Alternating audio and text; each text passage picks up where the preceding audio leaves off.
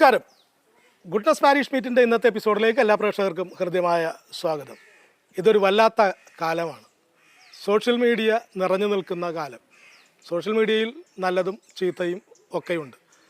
എങ്കിൽ ഇന്നത്തെ നമ്മുടെ യുവജനങ്ങളെ, കുഞ്ഞുമക്കളെ ഒക്കെ നോക്കുമ്പോൾ ക്രൈസ്തവ വിശ്വാസ ജീവിതത്തിൽ നിന്ന് പലരും വ്യതിചലിച്ചു പോകുന്നുണ്ടോ എന്ന് നമ്മളൊന്ന് സംശയിക്കേണ്ടിയിരിക്കുന്നു. അത്തരം ആളുകളെ വിശ്വാസ ജീവിതത്തിലേക്ക് കൂട്ടിക്കൊണ്ടുവരുവാൻ മതബോധനത്തിൻ്റെ പ്രാധാന്യം വളരെ വലുതാണ്. അതുകൊണ്ട് തന്നെയാണ് goodness parish meet Syro Malabar Malankara ലത്തീൻ റീത്തുകളിലെ വിശ്വാസ പരിശീലനത്തിൻ്റെ പ്രത്യേകതകളെ ഓരോ ദേവാലയത്തിൽ നിന്നും ഒപ്പിയെടുത്ത് അത് നിങ്ങളിലേക്ക് എത്തിക്കുന്നത്. ആ പ്രത്യേകതകൾ കാണുവാനും തിരിച്ചറിയുവാനും മൂല്യഭൂതമുള്ള ഒരു യുവതലമുറയെ വാർത്തെടുക്കുവാനുമുള്ള ശ്രമത്തിൻ്റെ ഭാഗമായിട്ടാണ് ഗുഡ്നസ് പാരിഷ് മീറ്റ് ഓരോ ദേവാലയത്തിലേക്കും കടന്നു വരുന്നത്. ഇന്ന് ഞാൻ എത്തിയിട്ടുള്ളത് എറണാകുളം അങ്കമാലി അതിരൂപതയിലെ കരിപ്പാശ്ശേരി സെയിൻറ്റ് അഗസ്റ്റിൻ ദേവാലയത്തിലാണ്.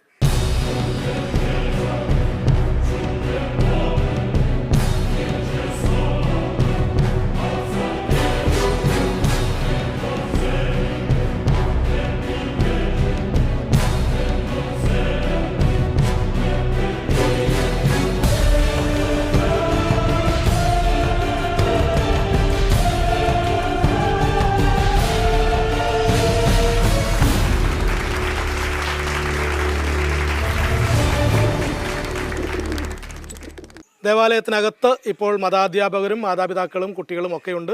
നമുക്ക് ദേവാലയത്തിന് അകത്ത് പ്രവേശിച്ച് കൂടുതൽ കാര്യങ്ങളെ തിരിച്ചറിയാം.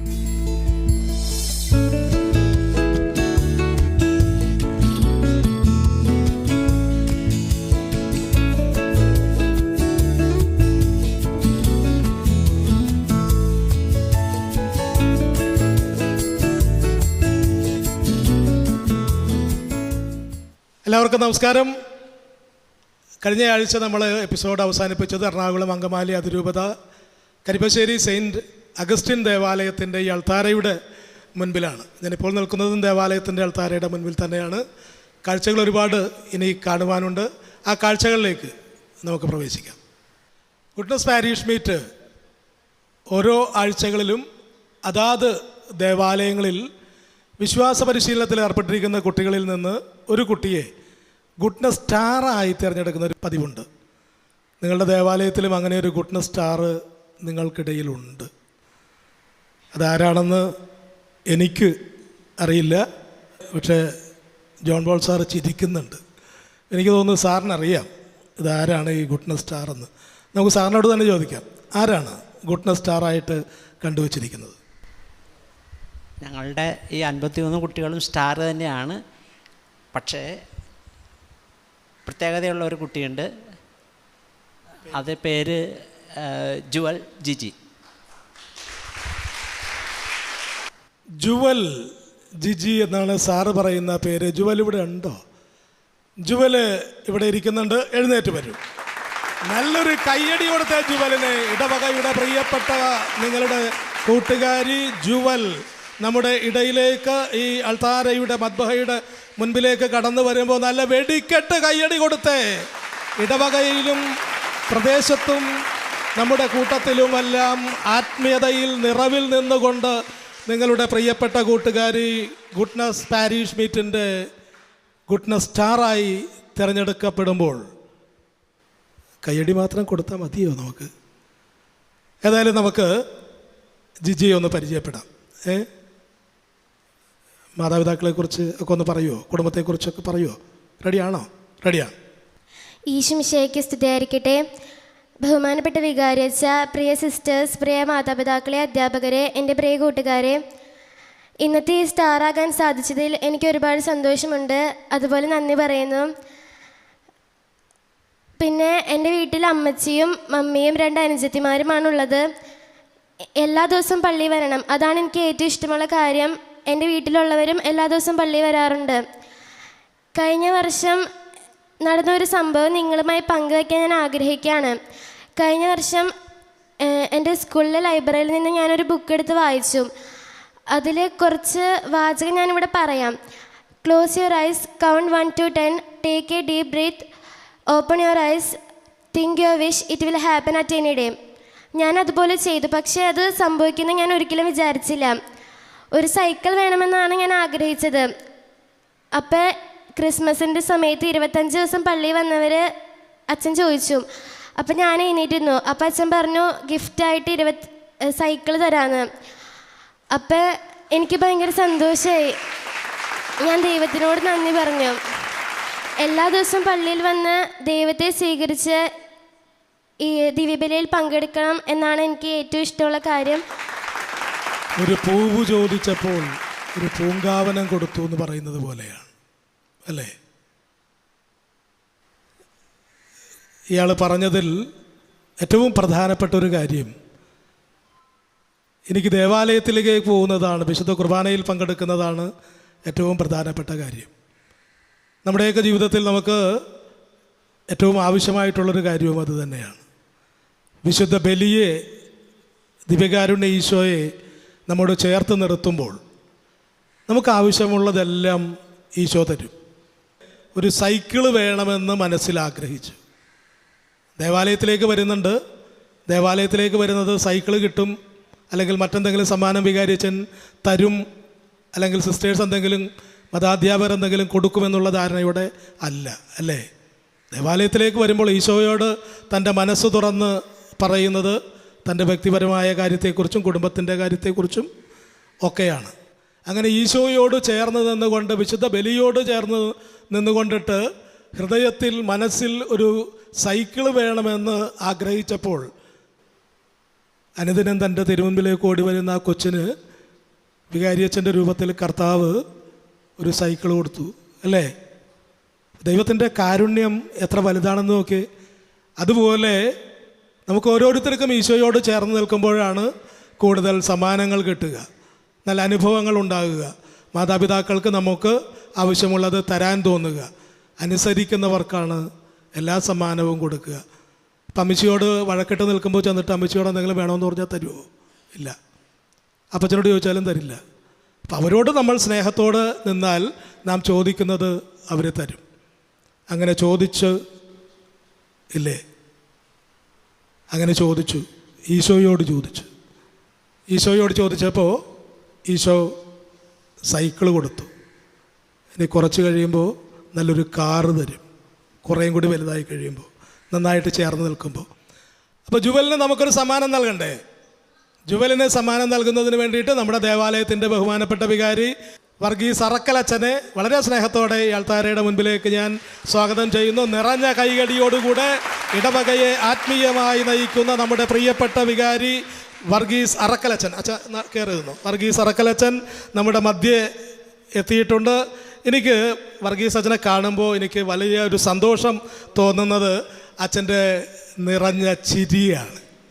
വളരെ മനോഹരമായ ചിരിയാണ് അച്ഛൻ ചിരിക്കുന്നത്. നമുക്ക് ഗുഡ്നസ് പാരിഷ് മീറ്റിൻ്റെ പ്രേക്ഷകർക്ക് കണ്ടുകൊണ്ടിരിക്കുമ്പോൾ നിങ്ങൾക്ക് കാണാം അച്ഛൻ്റെ മുഖം നിറച്ച് ചിരിയാണ്. ഈശോയുടെ മനോഹരമായ ചിരി. ചിരിയോടെ നിൽക്കുന്ന വർഗീസ് അറക്കലച്ഛന് ഗുഡ്നസ് TV മെമൻറ്റോയും ഈശോയുടെ മനോഹരമായൊരു ഫോട്ടോ സ്റ്റാൻഡും നല്ല അപ്പൻ്റെ ചാവലുള്ളൊരു പുസ്തകവും പരിശുദ്ധ അമ്മയുടെ ജപമാല മണികളിൽ ജുവലിന് ചേർത്ത് പിടിക്കാനൊരു കൊന്തയുമാണ് ഞാൻ കൈമാറിയിട്ടുള്ളത്. അച്ഛൻ ജുവലിന് വളരെ സ്നേഹത്തോടെ നല്ല കൈയടി കൊടുത്താണ്.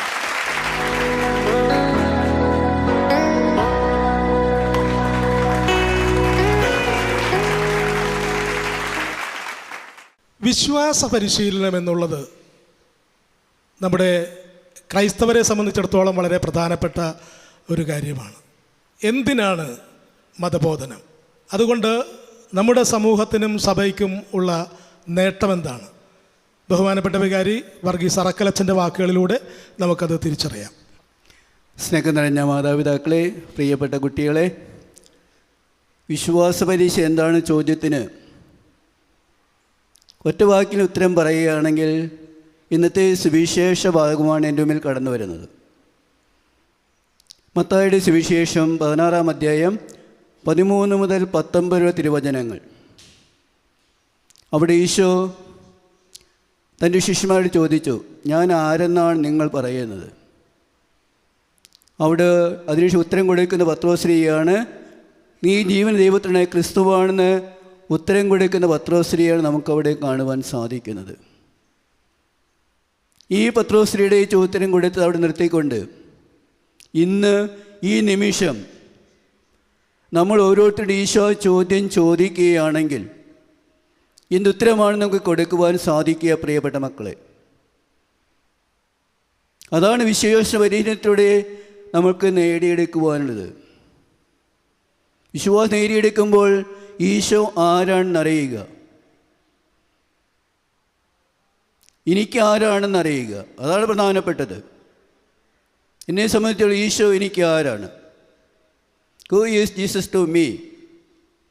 ഈ ചോദ്യത്തിനാണ് വിശ്വാസ പരിശീലനത്തിലൂടെ നമ്മൾ ഉത്തരം കൊടുക്കേണ്ടത്. 1 മുതൽ 12 വയസ്സിലുള്ള ക്ലാസ്സുകളിലൂടെ നമ്മൾ ഓരോരുത്തരും കടന്നു പോകുമ്പോൾ ഈ ചോദ്യത്തിന് ഉത്തരം കണ്ടെത്തുവാനുള്ളതായ വിശ്വാസ ജീവിതത്തിലൂടെ നമ്മൾ ഓരോരും കടന്നു പോകുന്നത്. ഇന്നത്തെ സമൂഹത്തിൽ നമുക്കറിയാം, നമ്മളുടെ മുദ്രാവാക്യം നന്മയിൽ വളരുക എന്നുള്ളതാണ്. ഈ നന്മയിൽ വളരുവാൻ നമുക്ക് സാധിക്കണമെങ്കിൽ ഈശോ നമ്മൾ ഓരോരുത്തരും കൂടെ ഉണ്ടായിരിക്കണം.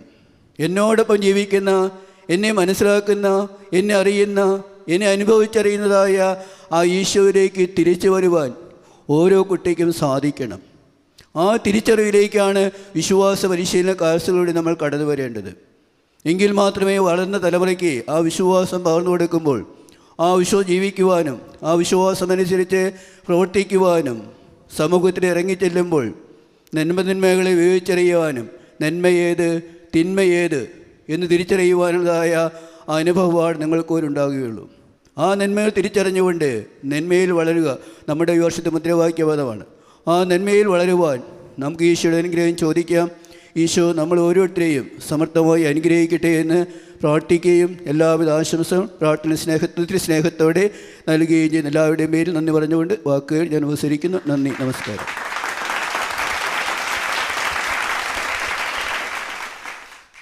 നന്മയിൽ വളരുക, അതാണ് ഏറ്റവും പ്രധാനപ്പെട്ട കാര്യം. വളരെ ചുരുങ്ങിയ വാക്കുകളിൽ ഏറ്റവും മനോഹരമായി ആ കാര്യം ബഹുമാനപ്പെട്ട വികാരിയച്ചൻ നമ്മോട് പങ്കുവച്ചു. അടുത്തത് കുട്ടികളോടുള്ള എൻ്റെ ചോദ്യമാണ്. റെഡിയാണോ? ചോദ്യം ഒന്ന് കേട്ടപ്പോൾ താഴെ പോയാ. നിങ്ങൾക്കെല്ലാവർക്കും അറിയാവുന്ന കാര്യത്തെക്കുറിച്ചാണ് ഞാൻ ചോദിക്കാൻ പോവുക. മാർക്കോസിൻ്റെ സുവിശേഷത്തിൽ നിന്നാണ്, 1, 2, 3 അധ്യായങ്ങളിൽ നിന്നാണ് ചോദിക്കുന്നത്. റെഡിയാണോ? ഉത്തരം അറിയാവുന്നയാൾ ആദ്യം കൈ ഉയർത്തുക കേട്ടോ. ചോദ്യം ഇതാണ് ആദ്യത്തെ. മേൽക്കൂരയിലൂടെ ഇറക്കിയ തളർവാദ രോഗിയെ സുഖപ്പെടുത്തുവാൻ യേശു തയ്യാറായത് അയാളെ കൊണ്ടുവന്നവരുടെ വിശ്വാസം കൊണ്ടാണെന്ന് സുവിശേഷകൻ പറയുന്നു. അവർ എത്ര പേരുണ്ടായിരുന്നു എന്നാണ് ചോദ്യം. അവർ എത്ര പേരുണ്ടായിരുന്നു? കൊണ്ടുവന്ന ആളുകളുടെ എണ്ണമാണ് ചോദിക്കുന്നത്. മാർക്കോസിൻ്റെ സുവിശേഷത്തിൽ നിന്നാണ് ചോദിച്ചിട്ടുള്ളത്. അവിടെ ഒരു കൈ ആദ്യം ഉയർന്നിട്ടുണ്ട്. കുട്ടികളുടെ കൂട്ടത്തിൽ നിന്നുള്ളൊരു കൈ ഇവിടെ ഉയർന്നിട്ടുണ്ട്. മോൻ എഴുന്നേറ്റ് വന്നേ, വരൂ. കയ്യടി, നല്ല കയ്യടി കൊടുത്തേ.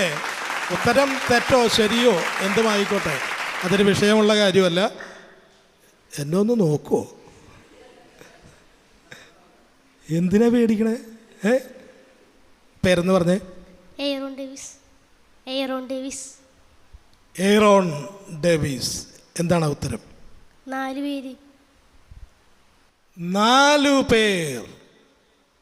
അവർ 4 പേരുണ്ടായിരുന്നു എന്നാണ് പറയുന്നത്. അവിടെ ഒരു കൈ ഉയർന്നു. എത്ര പേരായിരുന്നു? 4 പേര്. ശരിയാണ്.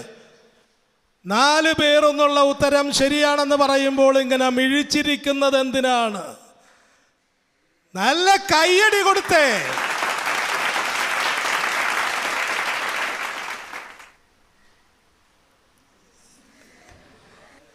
എത്ര നിഷ്കളങ്കമായിട്ടാണ് അവൻ്റെ ഒരു ചിരി. മാർക്കോസിൻ്റെ സുവിശേഷം 2-ാം അധ്യായത്തിൻ്റെ 3-ാം വാക്ക് 4 പേർ. ഗുഡ്നസ് ടിവിയുടെ മെമൻറ്റോയും നല്ല അപ്പൻ്റെ ചാവരുളെന്ന പുസ്തകവും വളരെ സ്നേഹത്തോടെ ഞാൻ കൈമാറുന്നു. നീ അച്ഛനാവും, പോയിക്കോ. 2-ാമത്തെ ചോദ്യം. റെഡിയാണോ? ഞാൻ തമാശ പറഞ്ഞതല്ല, ഒരു അച്ഛൻ്റെ എല്ലാ ലക്ഷണവും എൻ്റെ മുഖത്തുണ്ട്. ഓക്കെ. രണ്ടാമത്തെ ചോദ്യം ഇതാണ്: മകനെ, നിന്റെ പാപങ്ങൾ ക്ഷമിക്കപ്പെട്ടിരിക്കുന്നു എന്ന് യേശു ആരോട് പറഞ്ഞു? നിന്റെ പാപങ്ങൾ ക്ഷമിക്കപ്പെട്ടിരിക്കുന്നു എന്ന് യേശു ആരോട് പറഞ്ഞു എന്ന് ചോദിക്കുമ്പോൾ ഇവിടെ വാ. അപ്പോൾ ഒരു മാലാഖയെ പോലെ ഒരാൾ എൻ്റെ അടുത്ത് എത്തിയിട്ടുണ്ട്. പേര് പറഞ്ഞേ. ഏഞ്ചൽ. ഹായ്, അത് തന്നെയുള്ള പേര്. ഇതെന്താ ഇപ്പം ഇങ്ങനെ? സത്യമായിട്ട് എനിക്ക് പേരറിയില്ല കേട്ടോ, ഞാൻ വെറുതെ ചോദിച്ച. നമ്മുടെ ഉത്തരം എന്താണ്? തളർവാദ രോഗിയോട്. തളർവാദ രോഗിയോടാണ് ആയിഷ അങ്ങനെ പറഞ്ഞേ? ആണോ? ശരിയാണോ? തളർവാദ രോഗിയോടാണോ? ആണോ? ഇവിടുന്ന് ഇപ്പോൾ ആരൊക്കെയോ തളർവാദ രോഗിയോടാണെന്ന് ശരിയായിട്ട് പറയണ്ടായിരുന്നല്ലോ. എന്താ കൈവക്കാൻ ഞാൻ നേരത്തെ? ഏഞ്ചല് പറഞ്ഞത് വളരെ കൃത്യമായ ഉത്തരമാണ്. തളർവാദ രോഗിയോടാണ് ഈശോ അത് പറഞ്ഞത്. 2-ാം അധ്യായത്തിൻ്റെ 5-ാം വാക്യം വളരെ കൃത്യമായ ഉത്തരമാണ്. ഗുഡ്നസ് ടിവിയുടെ മെമൻറ്റോയും നല്ലപ്പൻ്റെ ചാവരുൾ എന്ന പുസ്തകവും വളരെ സ്നേഹത്തോടെ ഞാൻ കൈമാറുന്നു. മാലാഖ പോകുന്നു. 3-ാമത്തെ ചോദ്യം ഇതാണ്: യേശുവും ശിഷ്യന്മാരും വയലിലൂടെ കടന്നു പോയപ്പോൾ സാബത്തിൽ നിഷിദ്ധമായത് ചെയ്തു എന്ന് ഫരിസേയർ പറഞ്ഞു. എന്താണ് അവർ ചെയ്തത്? അച്ഛൻ കൈപൊക്കിയിട്ടുണ്ട്. മറ്റാരുമില്ലാത്തത് കൊണ്ട് വാ, നല്ല കയ്യടി കൊടുത്തേ.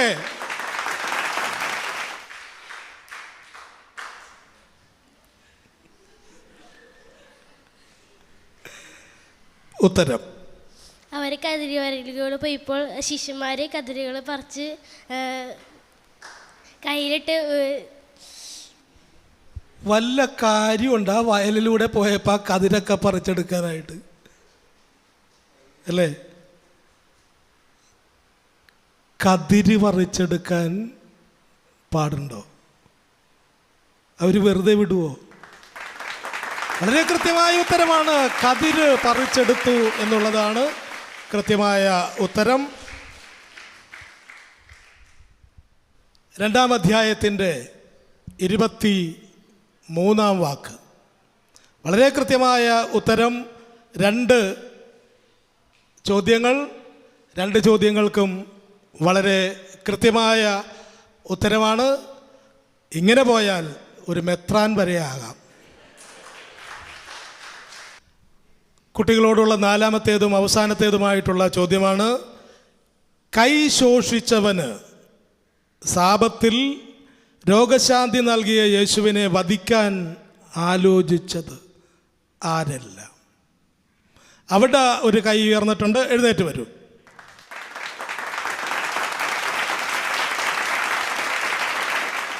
ഫരിസേരും ഹെറോദസിൻ്റെ ആൾക്കാരും. അതാണ് പ്രധാനം.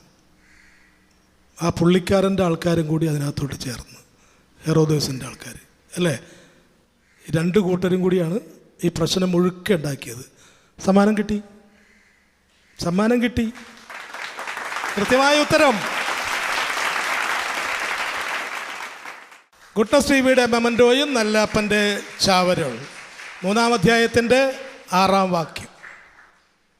4 ചോദ്യങ്ങൾ, 4 ചോദ്യങ്ങൾക്കും വളരെ കൃത്യമായ ഉത്തരമാണ് കരിപ്പാശ്ശേരി ദേവാലയത്തിലെ മതബോധനത്തിലെ കുട്ടികൾ നൽകിയിട്ടുള്ളത്. അടുത്തത് മതാധ്യാപകരോടുള്ള എൻ്റെ ചോദ്യമാണ്. റെഡിയാണോ? എല്ലാവരുടെയും മുഖത്തൊരു തെളിച്ചമില്ല. ഓക്കെ, ചോദ്യം ഇതാണ്: യേശുവിൻ്റെ ശിഷ്യരിൽ, നിസ്സാര ചോദ്യമാണ് കേട്ടോ ചോദിക്കുന്നത്, കടിച്ചാൽ പൊട്ടാത്ത കാര്യമൊന്നുമല്ല, എല്ലാവർക്കും അറിയാവുന്ന കാര്യമാണ്. അതുകൊണ്ട് ആദ്യം കൈ ഉയർത്തി കൃത്യമായ ഉത്തരം പറയുന്നയാൾക്കായിരിക്കും സമ്മാനം ലഭിക്കുക. യേശുവിൻ്റെ ശിഷ്യരിൽ ഒരു ശിമയോനുണ്ടായിരുന്നു. ശിമയോൻ പത്രോസ് അല്ല. ഏത് സ്ഥലക്കാരനായിരുന്നു അദ്ദേഹം എന്നാണ് ചോദ്യം. അവിടെ ഒരു ടീച്ചർ കൈ ഉയർത്തിയിട്ടുണ്ട്. എഴുന്നേറ്റ് വരൂ. ടീച്ചർക്ക് നല്ലൊരു കൈയടി കൊടുത്തേ.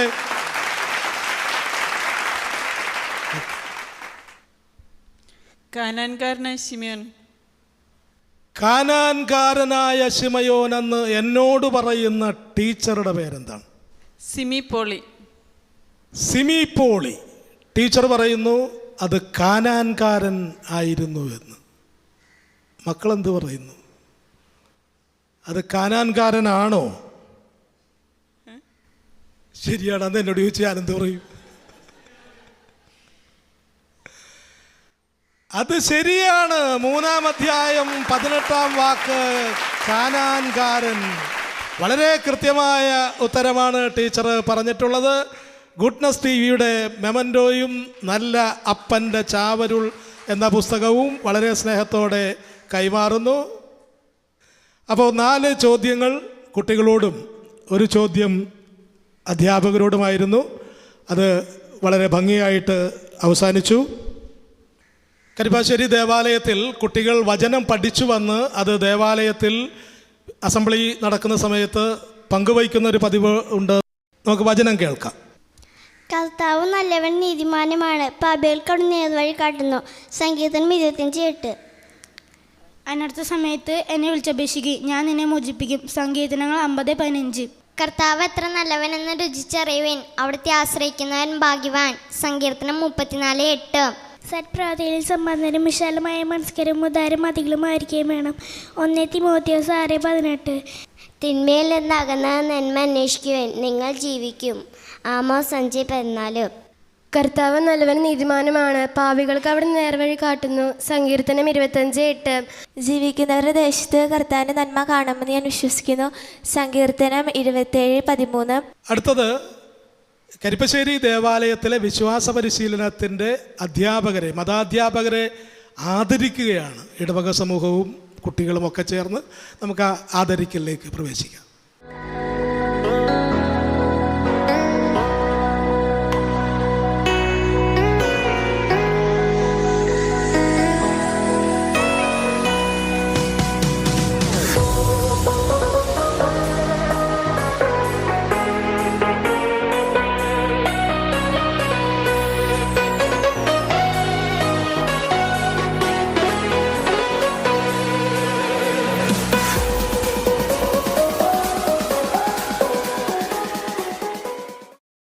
ഗുഡ്നസ് പാരീഷ് മീറ്റിൻ്റെ ഇന്നത്തെ എപ്പിസോഡ് അവസാനിപ്പിക്കുകയാണ്. ഒരുപാട് കാഴ്ചകളാണ് നമ്മൾ കരിപ്പശ്ശേരി ദേവാലയത്തിൽ നിന്ന് കണ്ടതും തിരിച്ചറിഞ്ഞത്. മറ്റ് പല ദേവാലയങ്ങളിലും കാണാത്ത കാര്യങ്ങൾ നമ്മളിവിടെ കണ്ടു. പ്രത്യേകിച്ച് വചനം പങ്കുവയ്ക്കുന്ന കുട്ടികൾ ഉൾപ്പെടെയുള്ള കാര്യങ്ങൾ. വചനത്തിൻ്റെ നിറവിലാണ് ഈ ചെറിയ ഇടവക സമൂഹം. ഇടവക സമൂഹം ചെറുതാണെങ്കിലും വചനത്തിൻ്റെ നിറവ് വലുതാണ് എന്നുള്ളതാണ് ഈ കരിപ്പശ്ശേരി ദേവാലയത്തിൽ നിന്ന് എനിക്ക് കാണുവാനും തിരിച്ചറിയുവാനും കഴിഞ്ഞത്. ഗുഡ്നസ് പാരീഷ് മീറ്റിൻ്റെ എപ്പിസോഡിൽ നിങ്ങളുടെ ദേവാലയങ്ങളെ ഉൾപ്പെടുത്തുവാൻ ആഗ്രഹിക്കുന്നുവെങ്കിൽ ഞങ്ങളെ ബന്ധപ്പെടേണ്ട നമ്പർ 04802700893893 8606420099. വീണ്ടും അടുത്ത ആഴ്ച മറ്റൊരു ദേവാലയത്തിൻ്റെ തിരുസന്നിധിയിൽ എനിക്കും നിങ്ങൾക്കും കണ്ടുമുട്ടാൻ കഴിയട്ടെ. അതുവരെ എല്ലാ പ്രേക്ഷകർക്കും പ്രാർത്ഥനയോടെ നമസ്കാരം.